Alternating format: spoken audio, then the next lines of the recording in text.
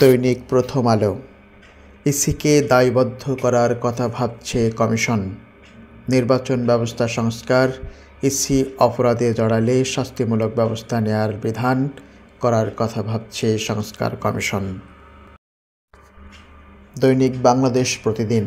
প্রশাসন ক্যাডারে আলটিমেটাম, সংস্কার কমিশনে বিরক্ত কর্মকর্তারা।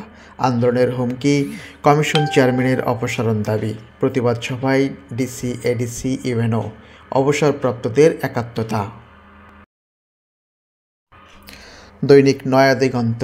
উন্নয়ন কর্মসূচিতে বড় কাটছাঁট, চলতি সালে সংকোচন 18%, নতুন বছরে বৃদ্ধি 2%। দৈনিক কালের কণ্ঠ। মুঈদের পদত্যাগে 48 ঘণ্টা আলটিমেটাম, প্রশাসন ক্যাডারে প্রতিবাদ সভা। দুটি বিষ দাঁত উপড়ে ফেলতে হবে, মুঈদ চৌধুরীর উদ্দেশ্যে আব্দুস সাত্তার। দৈনিক ইত্তেফাক। সীমান্তে আরাকান আর্মি, বাড়ছে নিরাপত্তা ঝুঁকি। দৈনিক যুগান্তর।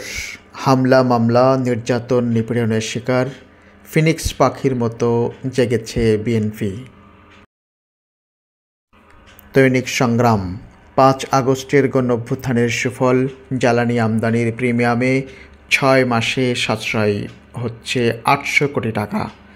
এনডিএফ জাতীয় চিকিৎসক সম্মেলনে ডক্টর শফিকুর রহমান, কাঙ্ক্ষিত বাংলাদেশ গড়তে স্বাস্থ্যসেবায় আরও বেশি মানবিক হতে চিকিৎসকদের প্রতি আহ্বান। দৈনিক মানবজমিন।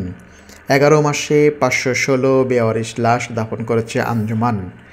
প্রশাসন সংস্কার কমিশনের চেয়ারম্যানের পদত্যাগ দাবি, আমলাদের আলটিমেটাম।